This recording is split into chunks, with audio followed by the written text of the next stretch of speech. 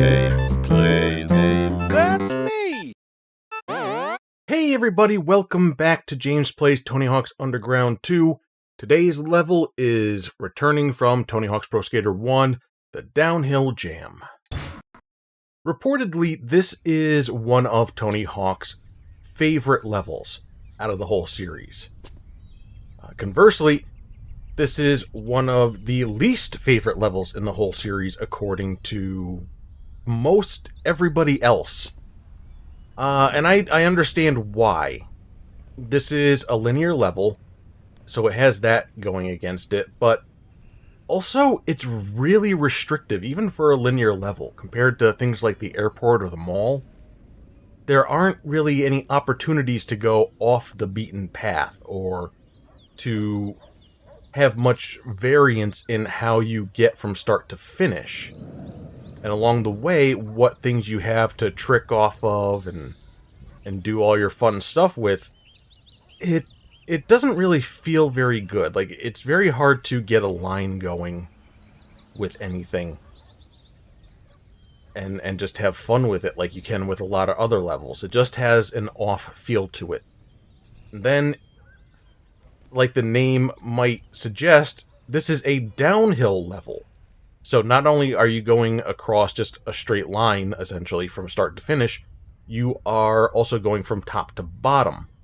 And in the older games, gravity was really working against you. So if you had an objective that you went to go get, and you missed it, trying to skate back uphill felt like trying to skate back uphill. And it just was easier to restart and try again than it was to go backwards. You felt very much just on rails going downhill. Thankfully, you know, with the newer engines here, skating uphill is not as big of a deal. You have a lot more oomph for your skater. And you also do have, you know, a whole bunch of new tricks and things that you can do, which helps with variety and finding some fun lines and everything, but still, at the end of the day, the level is the level, and ain't nothing gonna fix that. Anyway, we have our gaps that we're gonna get, and there's very few in this level. 18, which may be the smallest count out of any level in Thug 2. But like with the school, there's going to be a handful of these that are more about just brute forcing it, trying it over and over until I get it right. And that's never very fun. Let's get this over with, huh? We're going to get onto that pipe, and then jump and land in a grind on the triangle there for pipe to triangle. You'll also note I hit a valve, and that caused this water to go off. That was one of the original goals for this level in its original incarnation. You had to hit 5 valves. That's not going to be a goal in classic mode this time, but they left it in there. I do appreciate that. Remaking this level and keeping all the nice little touches like that do go a long way towards me appreciating this level more than I used to. Now this one's a little bit tricky. We're going to do a rail-to-rail by grinding one triangle, and then jumping over and grinding the other triangle. You really have to manage your speed with that. And I can only seem to do it backwards. I can't seem to line it up going forwards. It just doesn't work for me. We got ourselves this gap here into the water. We want to jump over that gap for the huge water hazard gap. While we're down here, we will take a look at this pipe, and we'll give a little lip trick onto it, lip bar. Now let's turn back around because we still have a couple more gaps in this area. One we're going to wait until the very end to worry about, because it's that much of a pain for me. But speaking of pains, we have this quarter pipe here. We have these pipes that cut across the water gap. They want us to launch off the quarter pipe and land in a grind on the pipes. And it is Not easy for me at all. There we are. Third time's a charm, though. QP to pipe. I mean, you can thread right between those two pipes. And it sucks. Might as well hit this valve while we're here. Not that it does anything, it just felt like doing it.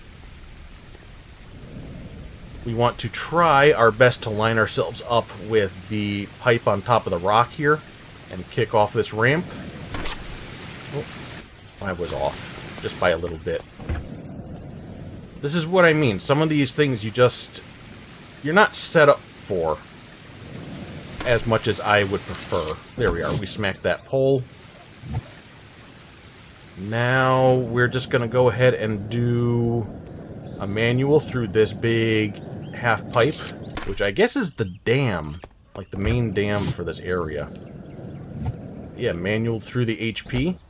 Now we're going to get up here. A lot easier than it was back in the day.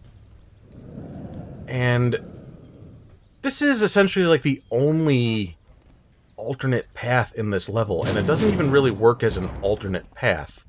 This is the way you go for the secret tape, taking this high road here. And you kind of go around in a loop, and then you're over just on the other side of this rock here. So you're not even going forward and finding like a different path down the level. You're taking just a little detour and then kind of starting back where you were. But yeah, we're going to grind this rail, and it should keep us nice and lined up for just doing a big boneless to clear that ramp to ramp for the high up transfer. And yeah, we'll just go over here. This was always a pain for some reason, at least in the original version of this level, trying to get up onto this rock here. It was always hard to gauge when to jump. I think it was just something about the textures really just throwing you off. Then you would come over here, and then you would launch off of this to get to this little middle rock pillar where the secret tape is. And guess what? It's going to be here in this version of Classic Mode as well. But yeah, look, there's the dam. We didn't go very far forward. Moving on, though, we have another little piece of rock that juts out in the middle of the path. We're going to launch up onto here. And it slopes down, and we will be going under the road. And then we get launched, like, really freaking far. There's a propulsion launch pad here that they added into the level. And I'm not quite sure why, because you don't really need it. Somehow I got 75 feet without getting 25 or 50. But yeah, there's the 4 gaps that you get based on how far you go launching off of that. And we just clear this gap over the giant crate, just over the humps there. And then we have a fun box, and we just want to make it to the other fun box for box to box.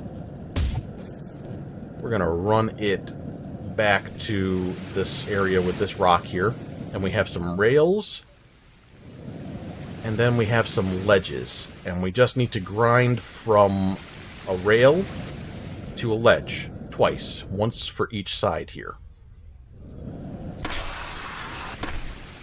So there we are, we hit ledge right, and for that one I side jump at the end of the grind here. That seems to set me up better for hitting this ledge.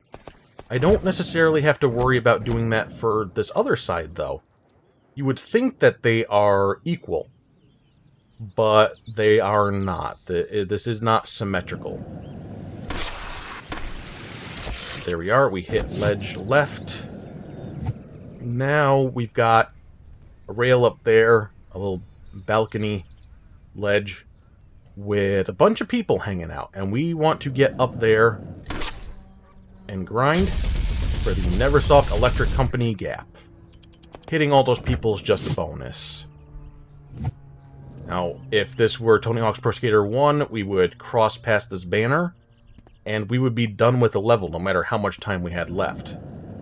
Thankfully, they did add a rewind, so we can get back to the top That's something that I see in a lot of these remade levels, especially the ones from Tony Hawk 1, is that you do have some new little shortcuts, like the ditch grate, the drainage ditch in the school, taking you back to the starting position, going through the gates in the airport, going to the end point here in Downhill Jam. I appreciate those things.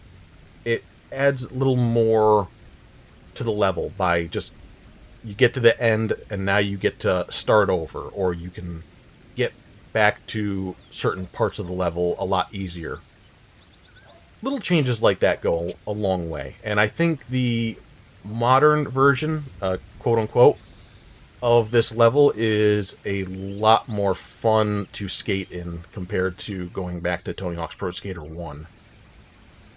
Anyway, if I used my brain correctly here, which I did, we only have one gap left to get. Also, yeah. Kicker to pipe, to pipe, to pipe. 2 exclamation points. We need to get over here on top of this little rock. And I didn't get the air for that. That's fine. We can try off of this one. It's a little bit closer. There we go. At the end, we have this little thing that kicks up. And then we have a pipe here. And then we have the double pipes. Oops, I died. Good thing he's wearing a helmet. These 2 double bars here, the double bars. We want to grind the left one, and then jump as late as possible. Like, literally, the last possible moment, so that we can get enough air. Even have to do a little side jump, I think, so that we get to the closer end of this pipe, and land on that in a grind. And I've had trouble just managing to nail that. Excuse me, sexy lady. And then there are times where I feel like I've nailed it. I did what the game wanted me to do. But it would not give me the gap. So I saved this for last because we're going to just hang out up here. And I'm going to get off my board and we're going to pause. And we are going to set a restart. And we're going to see how many times it takes for me to get this. There, we missed because we jumped too late, so we went between the pipes. If this takes more than 3 attempts, you will see me cut ahead. And for some reason, I did not use my custom restart point. Let's fix that.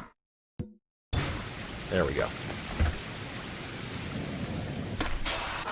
And I jumped too early.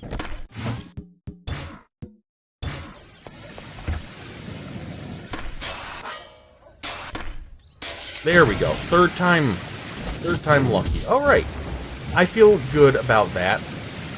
But you can see how it might be a little bit of a funky gap to get. Just the hard part is you're kind of going blind. You're not seeing ahead of you on this thing here, this pipe here. Can I grab onto you? Probably in a better position. But it curves around the rock, and you just have to get a feel for the timing, along with the... Oh, for crying out loud, I am just... We'll look at it from down here. It curves around the rock, so you can't see far enough ahead of you to really gauge when to jump off, when you're going to be lined up with that pipe in front of the next pipe. And the curvature here, there are enough kinks in this pipe to make it a much more subtle curve. So it's hard for me to say, okay, so I can count the kinks here where it's changing direction. So at this point, I will jump off. I have a hard time gauging that with this one. I mean, you can see in front of me, there is a very slight curve to that. And there's maybe 3 or 4 kinks in that curve, and jumping off at each one will just send you in a different direction. So yeah, little bit of trouble I have with that one. I feel good that I managed to get it in 3 attempts. Let's go ahead and start the classic run. So not only is this level very restrictive, it's also very short. I don't know if that came across or not, but yeah, it's a small level, so all of these objectives are just condensed and packed in on top of each other. You can't even go a second without being on top of another objective. And while that may sound like things are going to be really easy, sometimes you go for an objective, and as a result, you skate past another objective. So there's a bit of backtracking to worry about as well. Go ahead and we do a manual over that puddle, and we'll fill up our special, and then manual over this puddle. And now here's some of that backtracking I was talking about. We're going up here, and we're starting our combo line. I'm going to slow things down here, just to make sure I can hit this bar correctly. Snag that B out of the air. And then we jump off of the grind to get the O. Now we are, again, backtracking, because we are going to go ahead and use this half pipe to finish off our score. A couple 900s will help with that. And then we just need to get that multiplier up a little bit more. There we go. At the top of the half pipe is our third puddle. You see how we just really went way past that by going for the combo line. There's puddle number 4. Coming down this slope, and we're going to do a cannonball over the humps. And then down here, towards the finish line, is our last puddle. Should be everything that we're doing for this run. Yep, that looks good. Time for run number 2. But just take a look. We have just a little under a minute left. And that was with screwing around and getting our points and going back and forth. You could get to the bottom of this hill with a lot of time left over. And then, of course, you go through and you're back at the top. So you could have enough time, possibly, maybe, to just do another run and get other goals, or, you know, have another shot at getting some things that you might have missed instead of me kind of going back and forth like I did. I could have gotten that puddle there, we come down and get this puddle here, and then we would have been on our way. So yeah, just something to think about. Now we will go run number 2. This time we're going to set ourselves up off of this quarter pipe, so we can launch up here for box number 1. Gonna jump and grind, hit that S, then side jump to get our first stat point. Come back down to where there was this puddle. Now we're gonna use this kicker to get up here, get another box, just touch the K without falling off the rock. And we can stay up here and then jump for our stat point there. Set ourselves up for our next stat point on top of the right bar there. Turn back around, and now we're going to grind this pipe to get the A and be on top of the dam. Here's another box. And now we just want to grind across here. Do our ramp to ramp. Here's yet another crate. And we're going around to the secret tape. Launch. Oh. Fell just a hair short. That's why we get off our board, so we don't fall off of there and have to do it all again. We got this billboard. We're going to launch up and get the T and the stat point, like right next to it. That's what I mean by everything just being so crammed together. Finally, our last box. Then we air off of here to get the E for skate. All that's left is a stat point up on the end of this high rail. So we get our air, and we just grind. The And there we go. All done with everything.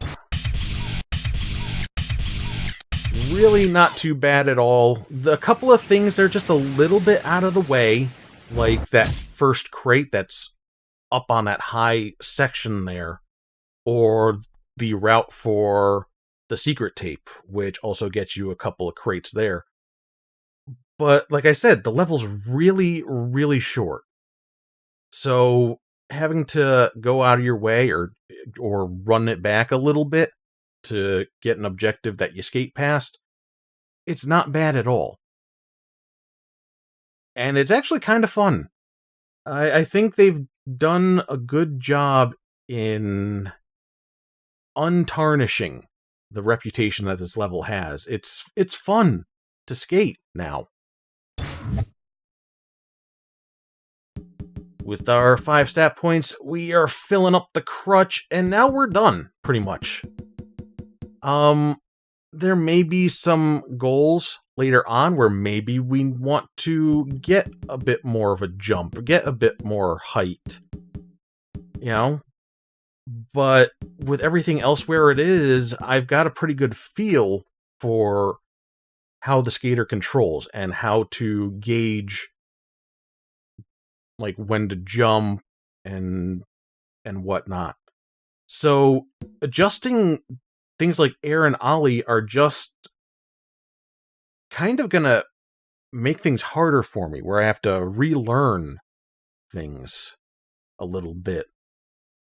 Not too bad though, because we'll be going into levels with those upgraded stats, so it's not like I'm going to have to do Downhill Jam again, but with a different stat layout. I'm going to be going into a new level with better stats.